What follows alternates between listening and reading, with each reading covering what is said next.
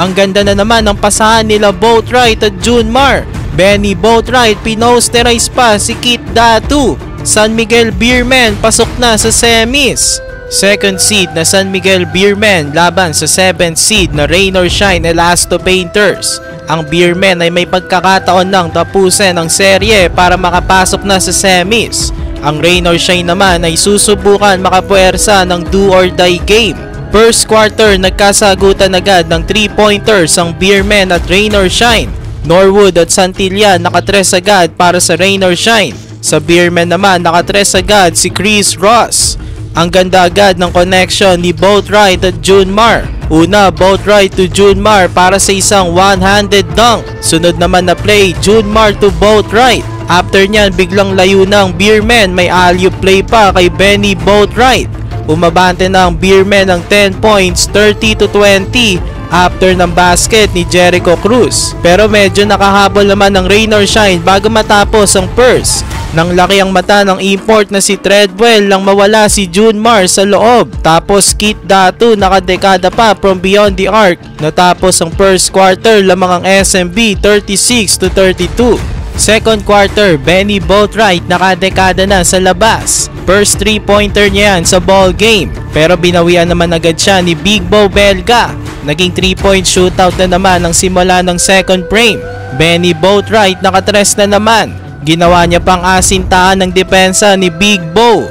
Treadwell naman minama na ang depensa ni Junmar, naka N1 pa. Sa free throws nakabawi ang Rain or Shine kaya nakadikit sila sa Beermen. 18 out of 21 ng Elasto Painters from the free throw line dito sa first half. Ang Beermen naman ay may 6 out of 8 lang sa free throw line. Bandang dulo ng first half nag-init ang Elasto Painters sa labas. Andre Carakot at Big Bo Belga naka back-to-back 3-pointers. Tabla na tuloy ang laban 67-67. Benny Boatwright may 26 points na naman agad dito sa first half pa lang.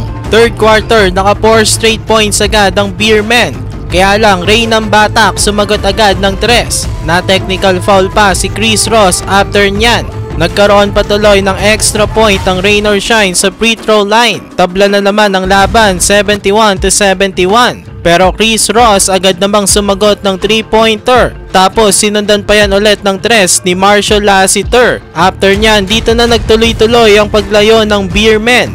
Ang ganda na naman ang pasa ni Junmar kay Boatwright. Pinosterize tuloy si Kit Datu. Ibang klase talaga itong import ng Beermen na si Boatwright. Parang sobrang dali lang sa kanya maka-score. Pumade away na naman at dumekada from beyond the arc. Habang ang import ng Rain or Shine na si Treadwell kumakayod sa loob. Kaya lang hindi sila makahabol sa Beermen. Jericho Cruz nakinat pa sa labas bago matapos ang third quarter. Lumobo na sa 20 ang kalamangan ng Beermen at the end of the third, 109-89. Fourth quarter, sinubukan naman ng Rain or Shine makabalik sa laban. Gian Mamuyak nag-step up na dito sa fourth para sa Elasto Painters. Kaya lang may counter palagi ang SMB at pinanatili ng Beermen ang kanilang kalamangan hanggang dulo. In the end, nanalong San Miguel Beermen. Pasok na sila sa semifinals at maghahantay na lang sila sa mananalo sa Ginebra at Northport.